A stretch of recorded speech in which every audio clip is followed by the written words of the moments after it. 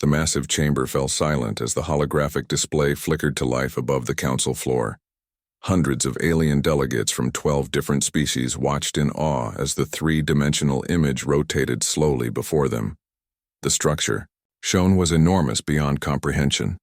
A metallic sphere the size of Earth's moon, covered in countless weapon ports and energy conduits that pulsed with an eerie blue light. Council leader Thane adjusted his ceremonial robes and stepped forward, his forearms spread wide in a gesture of triumph. His species, the Corvani, had led this project from its inception 300 years ago. Now, finally, their greatest achievement was complete. Fellow beings of the civilized galaxy, Thane's voice echoed through the chamber's translation systems. I present to you the Void Render, our ultimate answer to the human problem. Murmurs of excitement and fear rippled through the assembled delegates. The humans had been expanding across the galaxy for the past century, claiming system after system with their aggressive colonization efforts. Every attempt at diplomatic containment had failed. These Deathworlders from the third planet of an unremarkable yellow star seemed incapable of understanding the concept of boundaries. The hologram zoomed in to show the weapon's internal structure. Massive crystalline matrices channeled energy from fusion cores the size of small cities. Gravitational lenses focused the power into a single, devastating beam, capable of tearing holes in the fabric of space itself. The Void Render operates on principles that our greatest scientists took centuries to understand, Thane continued. When fired, it creates a controlled collapse in local space-time. The target area experiences what can only be described as reality breaking down. Matter, energy, even the fundamental forces that hold atoms together, all cease to exist within the affected zone.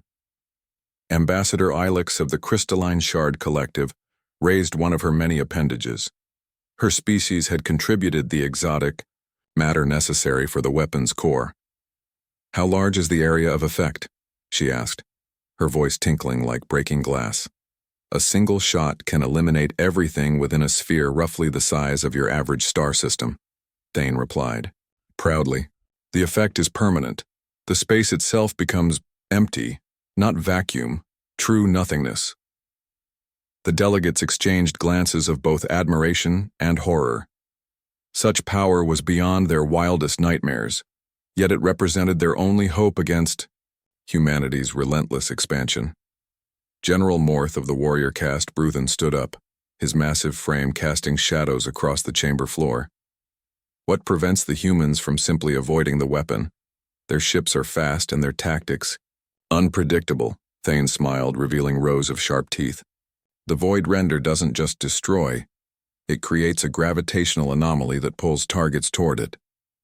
Once locked onto a system, escape becomes impossible. The weapon draws its targets into the destruction zone automatically. The room buzzed with nervous energy. Several delegates asked about the weapon's limitations, and Thane explained that the enormous energy requirements meant it could only fire once before needing a full solar cycle to recharge. The weapon also required precise calibration for each shot, making it unsuitable for rapid deployment. But none of that matters, Thane declared. The humans may be cunning, but they're not stupid. Once they see what the Void Render can do, they'll understand that continued expansion means total annihilation. They'll accept our terms for contained settlement within their current borders. 3 days later, far from the political center of the galaxy, a sleek human vessel dropped out of faster-than-light travel near an unremarkable asteroid field. The ship Wanderer had been conducting routine surveys of uninhabited systems when its sensors detected unusual energy signatures from the next system over. Captain Brooks studied the readings with interest. His weathered face, marked by years of deep space exploration, showed curiosity rather than concern. The energy patterns were unlike anything in human databases, suggesting either a natural phenomenon or alien technology far more advanced than anything they'd encountered before. Riley, what do you make of these numbers? Brooks asked his chief engineer. Chief Engineer Riley looked up from her console, pushing a strand of gray hair from her eyes. She'd been working on human starships for 30 years and had never seen anything like this. The power output is incredible, sir, Whatever's generating this energy could probably light up half the core worlds for a century. Navigation officer. Emma plotted their course to the source of the readings. Her fingers danced across the holographic interface as she calculated the safest approach route. We're looking at a 2-day journey at standard cruise speed. Should I file a standard exploration report? Not yet, Brooks decided. Let's see what we're dealing with first. Could be nothing more than an unusual stellar phenomenon. The Wanderer changed course, its crew unaware that they were heading directly toward what the galaxy's most advanced civilizations considered an extinction-level threat. As they traveled through hyperspace, Dr. Alex worked on theories about what might create such massive energy signatures. The ship's physicist had several ideas, none of which came close to the terrible reality awaiting them. Back in the council chambers, Thane received reports that the Void Render had achieved full operational status ahead of schedule. The weapon hung in space at the edge of an empty star system, its surface crackling with barely contained power. Automated systems monitored space for hundreds of light years in every direction, waiting for the first sign of human expansion in their direction. The council leader felt a deep satisfaction as he reviewed the technical specifications one final time. 3 centuries of work by the galaxy's best minds had produced something truly magnificent, a weapon that could erase the human threat from existence with a single shot. What Thane and his colleagues didn't realize was that their ultimate achievement was about to encounter something they had never truly understood about humanity. The same species that had turned a hostile Deathworld into a thriving civilization had a peculiar habit of looking at any new technology and immediately wondering how to improve it. The Wanderer continued its journey toward the Void Render, carrying a crew whose first instinct when faced with the impossible was to roll up their sleeves and figure out how it worked. The alarm systems aboard the Void Render screamed warnings as an unidentified vessel approached at sublight speed. Security Chief Drac rushed to the command center, his clawed feet clicking against the metal flooring. The massive weapon had been operational for only 5 days, and already they had encountered something unexpected. Report, Drac commanded, his translator converting his growled words into standard galactic. Single vessel, human design, the sensor operator replied nervously. They're broadcasting standard greeting protocols and requesting permission to approach. Drac's blood ran cold. The humans weren't supposed to find the Void Render for months, possibly years. Their presence here meant either incredibly bad luck or their intelligence networks were better than anyone had imagined. Either way, this created a serious problem. The tactical display showed the human ship, a modest exploration vessel about the size of a destroyer. It looked fragile compared to the moon-sized weapons surrounding them, yet Drac felt uneasy. Humans had a reputation for finding trouble even in the most peaceful situations. Open a channel, Drac ordered. Let's see what they want. The main screen flickered to life, showing the interior of the human ship's bridge. A middle-aged human male with graying hair at his temples looked directly at the camera. His expression showed curiosity rather than fear, which immediately set off warning signals in Drac's mind. "This is Captain Brooks of the human exploration vessel Wanderer," the human said calmly. "We detected your energy signatures from the neighboring system and came to investigate. That's quite an impressive structure you have there." Drac exchanged glances with his subordinates. The human was treating this like a routine first contact situation, completely unaware that he was staring at a weapon designed to eliminate his entire species. "I am Security Chief Drac," he replied carefully. "This is a restricted military installation. You should leave immediately." Captain Brooks smiled, and somehow that expression made Drac even more nervous. "Military installation? Fascinating. We'd love to learn more about your technology. The energy patterns we detected suggest some really interesting engineering solutions." Before Drac could respond, a new voice came through the communication channel. A human female appeared beside the captain, studying what appeared to be a technical readout. "Captain, their power generation systems are incredible. Look at these efficiency ratings." Drac realized with growing horror that the humans were analyzing the Void Render's technical specifications in real time. Their sensors were apparently sophisticated enough to penetrate the weapon's outer shields and examine its internal structure. That's Chief Engineer Riley, Captain Brooks explained. She's always excited by new technology. Would it be possible to arrange a tour? We're always interested in cultural and technological exchange. The request was so absurd that Drac couldn't immediately respond. These humans wanted a guided tour of the galaxy's ultimate superweapon. They were treating the Void Render like some kind of museum exhibit. Within an hour, Ambassador Kelos arrived via emergency transport. The elderly diplomat had served the Galactic Council for over 2 centuries and had dealt with humans before. His species, the Zentari, were known for their diplomatic skills and patience. The situation is delicate, Kelos explained to Drac in the command center. If we simply order them to leave, they'll become suspicious. Humans are naturally curious. Telling them to stay away will only make them more interested. So what do you suggest? Drac asked. We give them the tour, Kelos said calmly. Show them the weapon's power. Make them understand that continued human expansion will result in their total annihilation. Sometimes the best way to deliver a threat is to present it as education. An hour later, Captain Brooks and 3 of his senior officers materialized in the Void Render's main reception chamber. The humans looked around with obvious fascination, completely ignoring the armed guards that flanked them on all sides. Incredible architecture, Navigation Officer Emma observed, studying the curved walls and complex geometric patterns. The way you've integrated form and function is remarkable. Dr. Alex, the ship's physicist, was already taking readings with a handheld scanner. The gravitational fields here are perfectly balanced. How did you manage to prevent tidal stress on a structure this large? Ambassador Kelos led them through the weapon's outer sections, explaining the basic principles behind its construction. He expected the humans to show appropriate awe and fear as the tour progressed. Instead, they asked increasingly technical questions that made the escort of alien engineers uncomfortable. Your crystalline energy matrix is fascinating, Chief Engineer Riley commented as they examined one of the smaller power distribution centers. But wouldn't you get better coherence with a hexagonal lattice structure instead of cubic? The lead engineer, a 6-legged creature from the hive worlds, clicked his mandibles nervously. The cubic structure was chosen after extensive modeling. It provides optimal stability. Have you tried running stress analysis on other configurations? Riley asked innocently.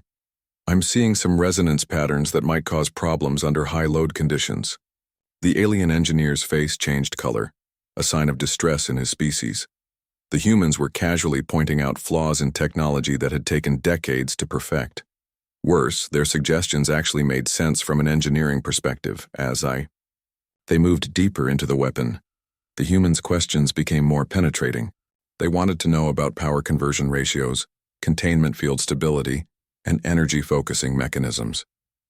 Each question revealed a level of technical sophistication that surprised their hosts. The gravitational lensing system is interesting, Dr. Alex noted, studying a massive array of exotic matter generators.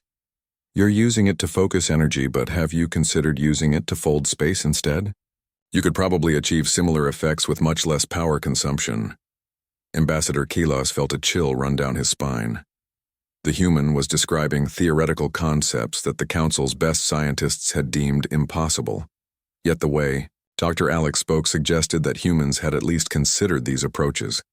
Your species has researched spatial folding? Kelos asked carefully. Oh, sure, Dr. Alex replied casually. We've been working on it for about 20 years. Haven't managed to build anything practical yet, but the math checks out. Your approach here is much more direct than what we've been trying. The tour continued, with the humans treating each new section like an interesting engineering problem to be solved.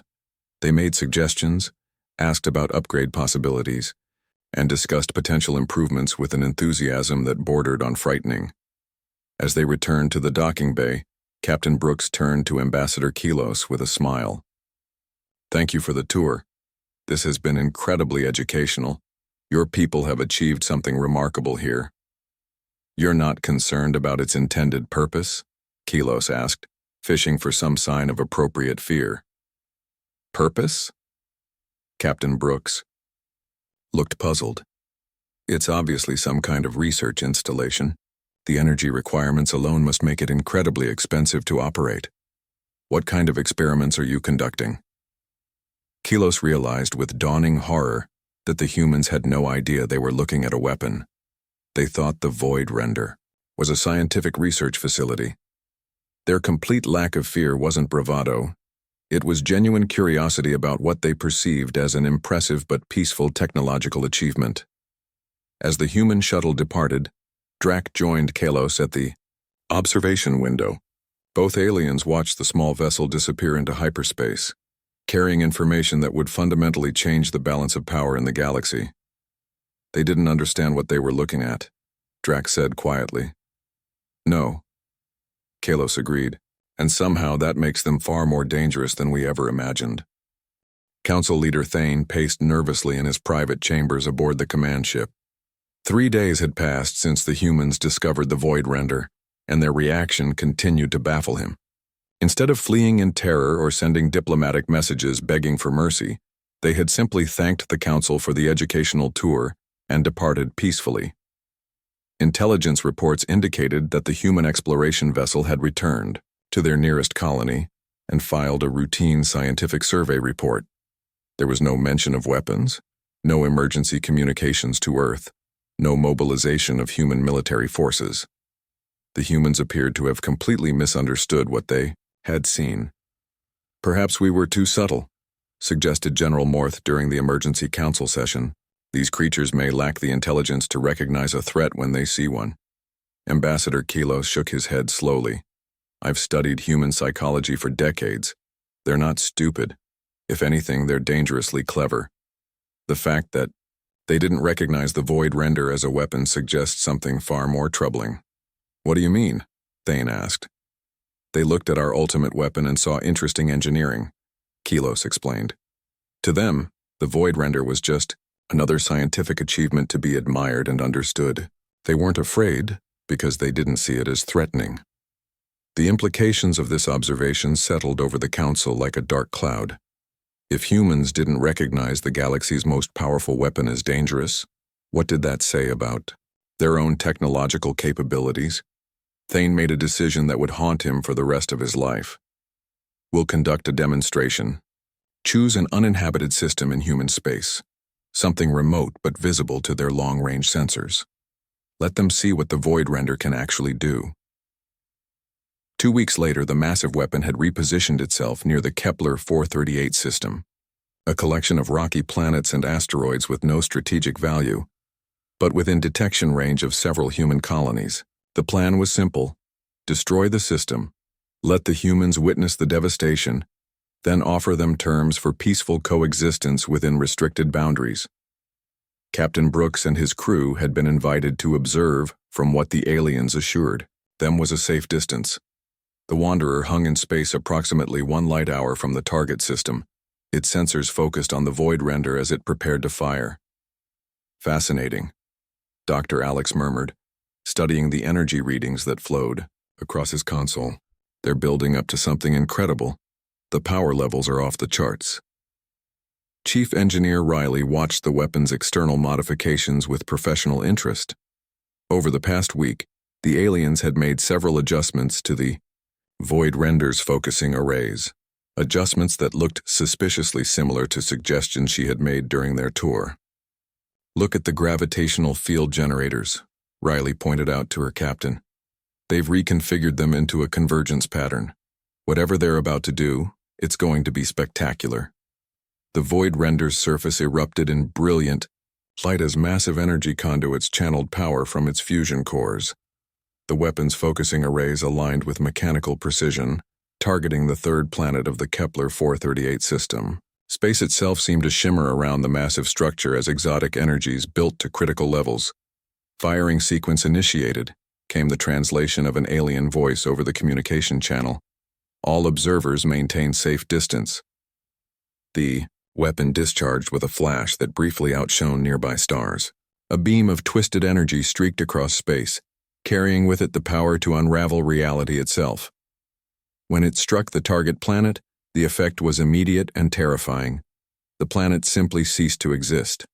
Not exploded, not vaporized, it was gone as if it had never been there at all. The space where it had been became a perfect sphere of absolute nothingness, darker than the darkest void. The effects spread outward, consuming the system's asteroids and 2 smaller rocky worlds before finally stabilizing. For a moment, the bridge of the Wanderer fell silent as the crew processed what they had just witnessed. Then, to the horror of their alien observers, the humans erupted in excitement. "Incredible!" Dr. Alex shouted, his fingers dancing across his instrument panel. "They've created a localized spatial collapse. The energy requirements must be enormous, but the precision is perfect. Did you see how cleanly it cut through the asteroid belt?" Navigation Officer Emma asked excitedly. The containment field maintained perfect spherical geometry even while expanding. Captain Brooks was already calculating the implications of what they had seen.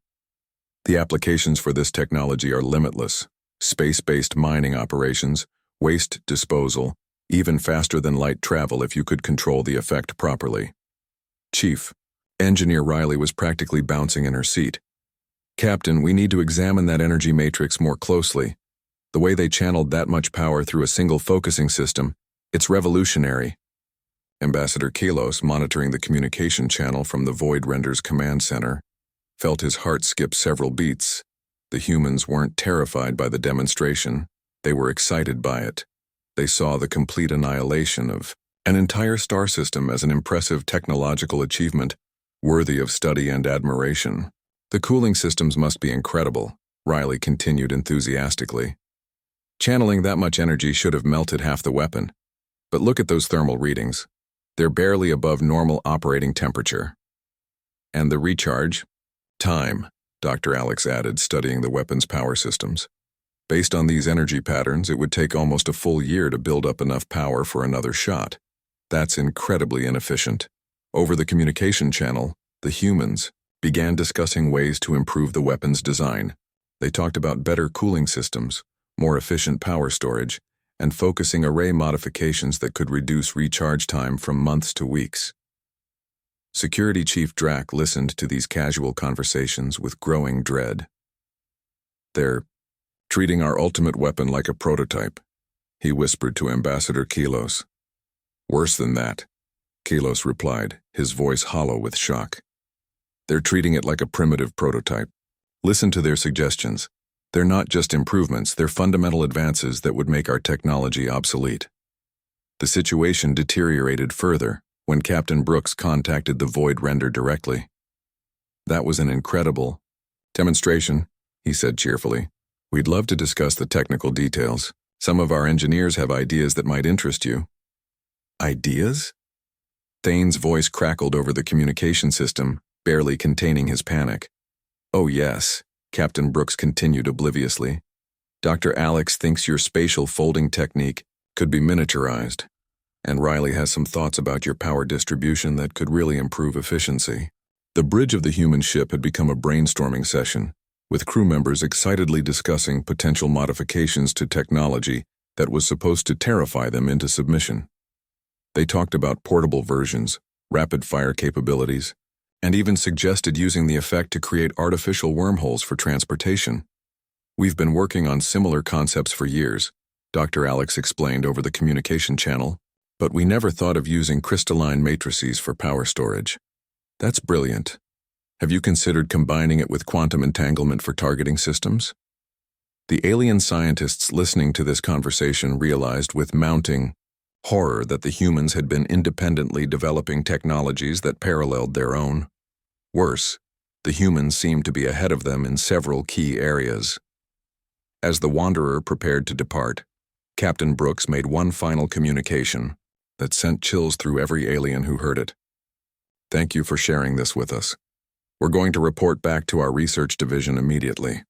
I'm sure they'll be very interested in pursuing joint development opportunities." The human ship disappeared into hyperspace, leaving behind a group of aliens who slowly began to understand that their ultimate weapon might have just become humanity's next engineering project. The demonstration that was supposed to end human expansion had instead provided them with the foundation for technologies that could make them the dominant force in the galaxy. In his private chambers, Thane stared at the empty space where Kepler 438c had once existed and wondered what he had just unleashed upon the galaxy. The communication came exactly 1 week after the demonstration, transmitted on standard diplomatic frequencies from Earth's colonial administration. Council leader Thane read the message 3 times before calling an emergency session, his hands trembling as he processed the impossible words on his screen. To the creators of the impressive spatial manipulation device, the message began in perfectly translated galactic standard. The Human Colonial Research Division wishes to propose a joint development project. We believe our combined expertise could lead to significant improvements in your technology's efficiency and practical applications. The emergency council session convened within hours, representatives from 12 species gathering in virtual attendance to discuss what many were calling the most dangerous communication in galactic history. They want to help us, Thane announced to the stunned assembly. The humans want to collaborate on improving the void render. General Morth's massive frame shook with what might have been laughter or hysteria. They still don't understand what we built. Oh, they understand perfectly, Ambassador Kilos corrected grimly. They understand it better than we do. That's the problem. The message continued with technical specifications that made the assembled alien scientists uncomfortable. Human researchers had analyzed the demonstration footage and identified 17 specific areas for improvement. Their suggestions weren't minor modifications. They represented fundamental advances that would revolutionize the technology. Dr. Patricia Wells, Director of Human Colonial Research, arrived 3 days later aboard a massive research vessel. The ship itself was impressive, nearly the size of a battlecruiser but packed with scientific equipment and manufacturing facilities. It carried a team of 200 human scientists and engineers, all eager to examine the galaxy's most advanced weapon. The first meeting took place in neutral space, with both vessels maintaining careful distances while their crews sized each other up. Dr. Wells appeared on the main screen of the Void Render's command center, a woman in her 50s with graying hair and eyes that sparkled with scientific curiosity. "Thank you for agreeing to this meeting," she said cheerfully. "We're all very excited about the possibilities here. Your spatial collapse technology represents a breakthrough that could benefit everyone in the galaxy." Thane struggled to find appropriate words. "You wish to weaponize our research?" Dr. Wells looked puzzled. "Weaponize? Oh no. We're interested in the practical applications. Industrial mining, waste disposal, space-time engineering for faster travel. The destructive capabilities are interesting from a physics standpoint, but we're much more excited about the constructive possibilities." The Human Research Director activated a holographic display showing detailed technical schematics. Thane recognized the basic structure of the Void Render, but the modifications were so extensive that it barely resembled the original weapon. "We've run some preliminary calculations," Dr. Wells explained. "Your power storage system could be improved by about 300% using quantum crystalline matrices. We've been working with similar materials for our fusion reactors." Chief Science Officer Vel of the Hive Worlds leaned forward, his compound eyes reflecting the light from the hologram. "These quantum matrices, you have working examples?" "Oh yes," Dr. Wells replied casually. "We've been using them for about 15 years.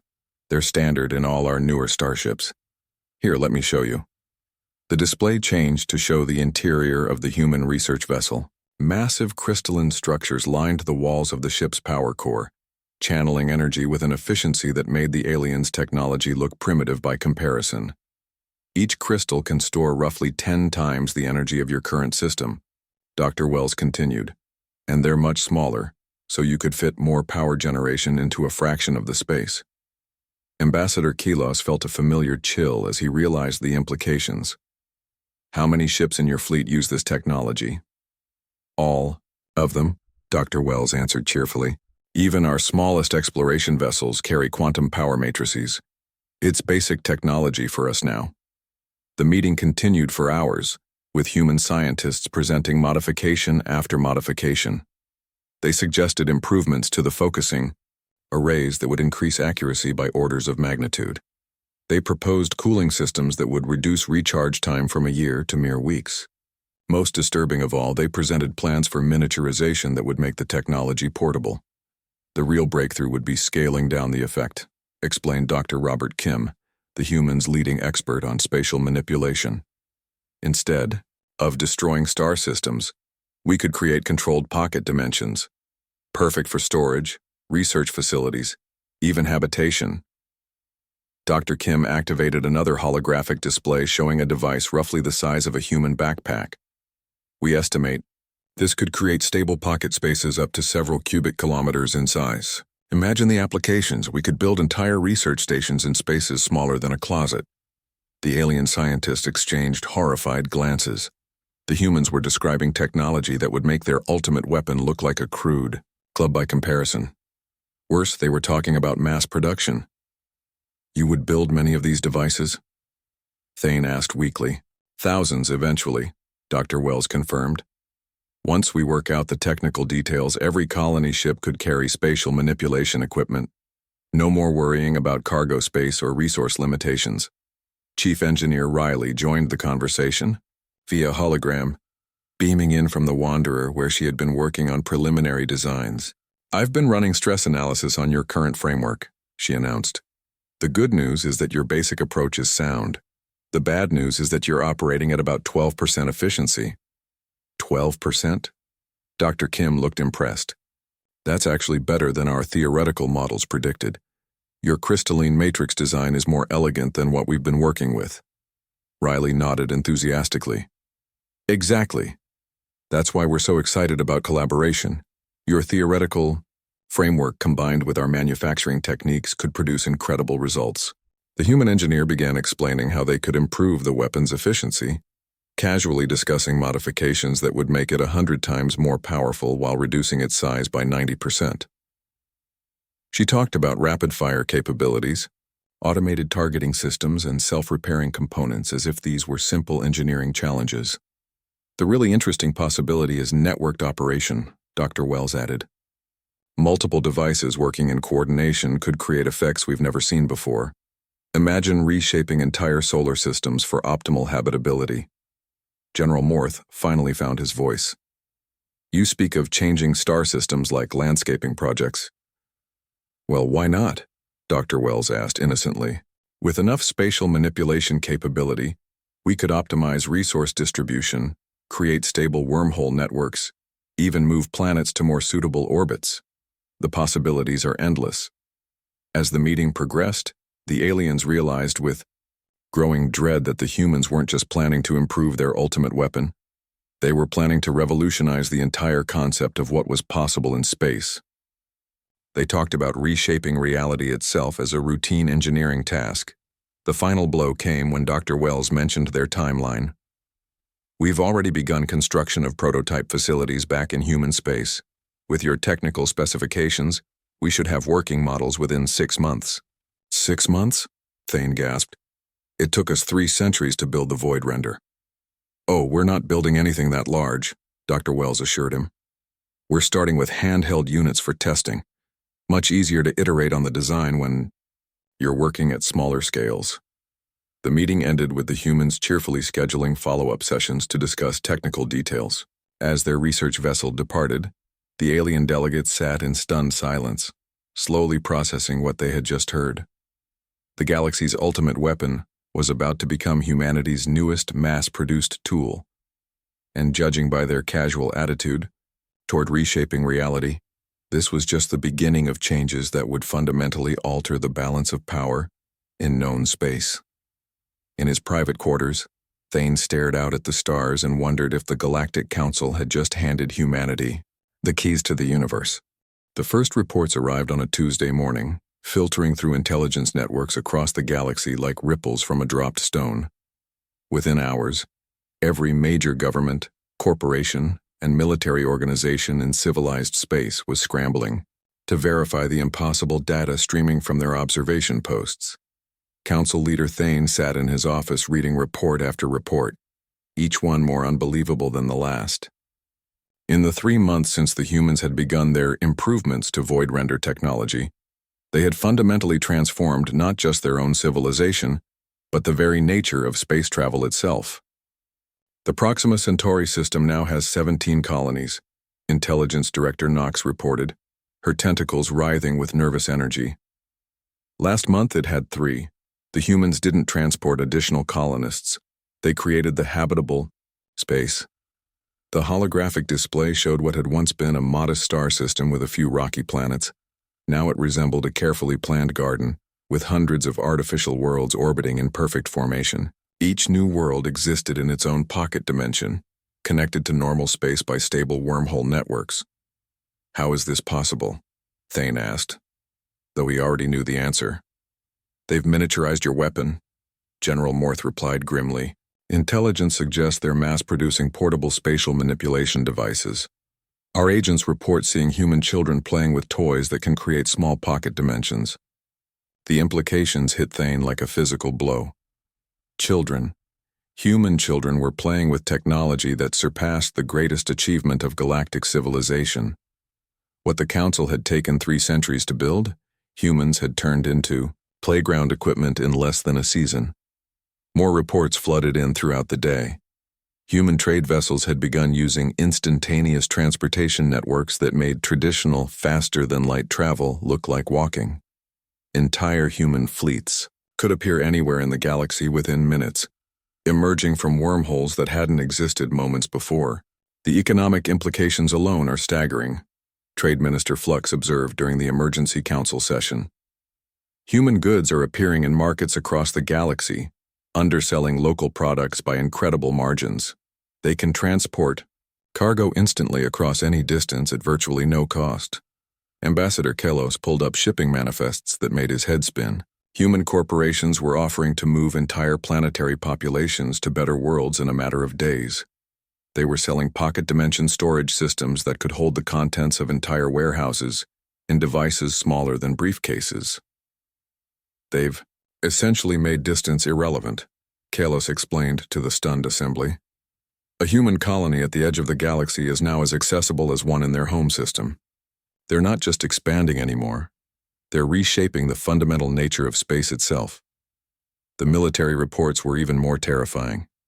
Human defense forces had begun deploying weapons that could create selective spatial collapses, removing enemy ships from reality without affecting nearby friendly vessels. They had developed shielding systems that existed partially outside normal space, making them nearly impossible to target with conventional weapons. Our entire military doctrine is now obsolete, General Morth admitted reluctantly. How do you fight an enemy that can step outside reality to avoid your attacks? But the most disturbing development wasn't military or economic, it was social. Human children were growing up with casual access to technologies that godlike by galactic standards. Intelligence reports described human schools where students learned spatial engineering alongside basic mathematics. They're treating universe manipulation as a standard curriculum, the education analyst reported. Human children are building science projects that involve creating stable pocket dimensions and designing faster-than-light transportation systems. Thane reviewed footage from a human elementary school that had been obtained by deep-cover intelligence agents. 10-year-old human children worked with handheld devices that could fold space, create temporary wormholes, and reshape matter at the atomic level. Their teacher supervised casually as if this were perfectly normal. The psychological implications are profound, the Council's xenopsychologist explained. These humans are developing with the assumption that reality is malleable and that physics is merely a set of suggestions to be improved upon. They're not learning to fear the universe. They're learning to redesign it. The final confirmation of humanity's new status came when Captain Brooks returned to the Void Render, now accompanied by a small fleet of human research vessels. The massive weapon that had once represented the pinnacle of galactic achievement looked primitive compared to the sleek ships that surrounded it. "Thank you again for the inspiration," Captain Brooks said cheerfully during the diplomatic meeting. "Your spatial collapse technology really got our people thinking. We've made some improvements we thought you might find interesting."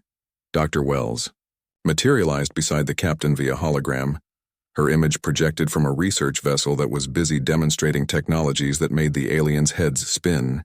Behind her, human technicians worked with casual efficiency on devices that could reshape solar systems. "We've solved the recharge problem," Dr. Wells announced. "Our latest models can fire continuously for weeks without overheating, and we've improved the precision to the point where we can perform surgery at the atomic level." To demonstrate, one of the human ships created a perfect replica of the void render, using nothing but manipulated space-time. The duplicate appeared next to the original weapon, identical in every detail but constructed entirely from folded dimensions. Then, just as casually, they made it disappear. "We've also worked out the mass production issues," Dr. Wells continued. "Our factories can now produce about 1,000 spatial manipulation devices per day. We're planning to have them available in consumer markets by next year." Consumer markets. The aliens processed this information with growing horror. Humans were planning to sell reality-altering technology to ordinary citizens like household appliances. "What do ordinary humans want with such devices?" Ambassador Kalos asked weakly. "Oh, the usual things," Captain Brooks replied cheerfully. "Home improvement, gardening, transportation. My neighbor just used one to expand his backyard by adding a few extra dimensions. Really opened up the space." The meeting concluded with the humans offering to share their improvements with the Galactic Council. They presented blueprints for devices that could create stable pocket universes, reshape planets in real time, and provide instantaneous transportation to anywhere in the galaxy. "We believe in open scientific collaboration," Dr. Wells explained. "Technology this powerful should benefit everyone." As the human fleet departed, leaving behind data packages that contained more advanced physics than most species could comprehend, Thane realized that the galaxy had fundamentally changed. The balance of power hadn't shifted, it had been completely obliterated. 6 months later, human colonies appeared overnight in previously unreachable galaxies. Human children played games that involved creating and destroying pocket universes. Human merchants offered to terraform entire worlds in exchange for local artwork and cultural artifacts. The Galactic Council met one final time to discuss the situation. The once mighty representatives of civilized space sat around their ancient table, discussing their new role in a universe where humans had become the dominant force not through conquest, but through their peculiar habit of treating impossible technology as an interesting engineering challenge. "They've won," General Morth stated simply, "not through warfare or diplomacy, but by making our ultimate weapon into their children's plaything." Thane nodded slowly, watching through the chamber's viewport as a human child's toy accidentally created a new star system in the distance.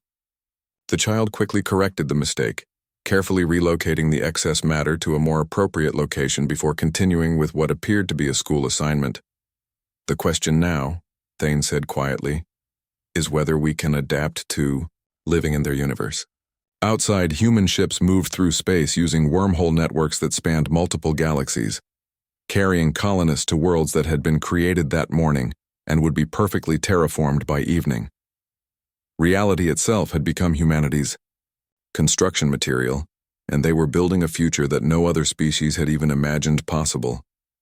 The age of human dominance hadn't begun with conquest or threat. It had begun with a curious engineer looking at the galaxy's ultimate weapon and asking a simple question: how can we make this better? The answer, it turned out, was to make everything better, including the fundamental nature of existence itself.